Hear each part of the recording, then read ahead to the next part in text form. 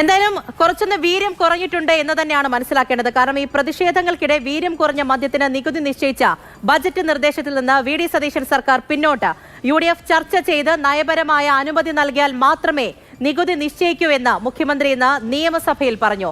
എത്ര കിട്ടിയെന്ന് ചോദിച്ച പ്രതിപക്ഷത്തെ ബക്കാഡി കമ്പനിയുടെ അപേക്ഷയിൽ മുൻ എക്സൈസ് മന്ത്രി MV ഗോവിന്ദൻ നൽകിയ നോട്ട് വായിച്ച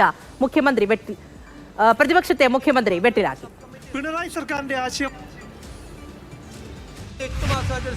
പിണറായി സർക്കാരിന്റെ ആശയമായ വീര്യം കുറഞ്ഞ മദ്യത്തിന് നികുതി ഏർപ്പെടുത്തി നടപ്പാക്കാനുള്ള വി.ഡി. സതീശൻ സർക്കാരിന്റെ ബജറ്റ് നിർദ്ദേശത്തിന് പിന്നിൽ അഴിമതി എന്നായിരുന്നു പ്രതിപക്ഷ ആരോപണം. ചർച്ച ചെയ്യാതെയുള്ള നിർദ്ദേശത്തിനെതിരെ UDF-നുള്ളിലും അമർഷം പുകയുന്നതിനാൽ ബജറ്റ് ചർച്ചയുടെ മറുപടിയിൽ മുഖ്യമന്ത്രി നാടകീയമായി പിന്മാറി. UDF ചർച്ച ചെയ്തെടുക്കുന്ന രാഷ്ട്രീയ തീരുമാനം മാത്രമേ വീര്യം കുറഞ്ഞ മദ്യത്തിന്റെ കാര്യത്തിൽ നടപ്പാക്കൂ എന്ന് വി.ഡി. സതീശന്റെ പ്രഖ്യാപനം. ഞങ്ങള് മദ്യനയം തീരുമാനിക്കേണ്ടത് പൊളിറ്റിക്കൽ ഡിസിഷനാണ്. UDF ഞങ്ങൾ എല്ലാവരുമായിട്ട് സംസാരിക്കും. ഞങ്ങളൊരു തീരുമാനം എടുക്കും. വീര്യം കുറഞ്ഞ മദ്യം കേരളത്തിൽ വിൽക്കണം എന്ന് UDF പോളിസി വന്നാൽ ഇതായിരിക്കും ടാക്സ്. UDF തീരുമാനിക്കുകയാണ് വീര്യം കുറഞ്ഞ മദ്യം കേരളത്തിൽ വിൽക്കണ്ട, അത് വിൽക്കില്ല. പ്രതിപക്ഷം രാഷ്ട്രീയ വിജയമായി വ്യാഖ്യാനിക്കും. പക്ഷേ വീര്യം കുറഞ്ഞ മദ്യമെന്ന ആശയത്തിന്റെ പാപഭാരവും അഴിമതിയുടെ മുനയും പിണറായി സർക്കാരുകളുടെ തലയിൽ വെച്ചാണ് വി.ഡി. സതീശൻ പുനഃപരിശോധന പ്രഖ്യാപിച്ചത്.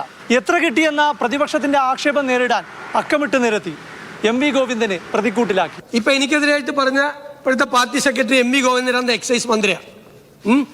ആദ്യത്തെ നോട്ടാണ് ഗണ്യ കാണുക.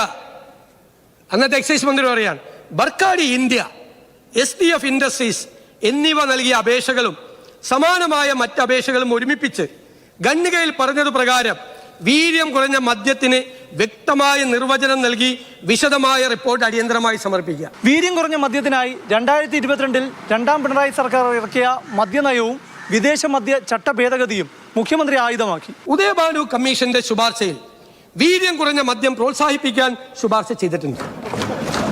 അതുകൊണ്ട് സംസ്ഥാനത്ത് 20% വരെ വീര്യമുള്ള മദ്യം ലഭ്യമാക്കുന്നതിന് നടപടി സ്വീകരിക്കും. 2024 അന്നത്തെ എക്സൈസ് മന്ത്രി നിയമസഭയിൽ നടത്തിയ വിശദീകരണവും തുടർന്ന് ബിയറിനേക്കാൾ കുറഞ്ഞ നികുതി വീര്യം കുറഞ്ഞ മദ്യത്തിന് നിശ്ചയിക്കാൻ നടത്തിയ നീക്കങ്ങളും മുഖ്യമന്ത്രി വിശദീകരിച്ചു.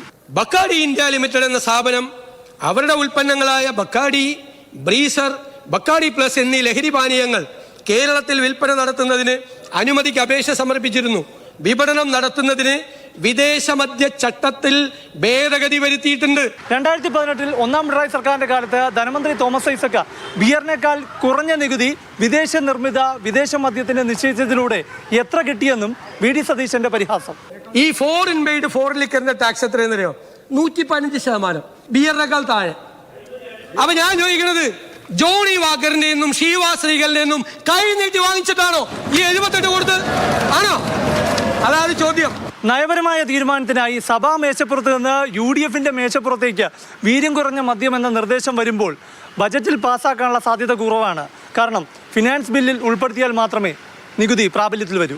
ഇനി UDF തീരുമാനത്തിന് കാത്തിരിക്കാതെ ഫിനാൻസ് ബില്ലിൽ വീര്യം കുറഞ്ഞ മദ്യത്തിന്റെ നികുതി നിർദ്ദേശം മുഖ്യമന്ത്രി ഉൾപ്പെടുത്താനുള്ള സാഹസം കാട്ടുമോ എന്നതാണ് രാഷ്ട്രീയ കൗതുകം. പ്രശാന്ത് കൃഷ്ണ, മാതൃഭൂമി ന്യൂസ്, തിരുവനന്തപുരം.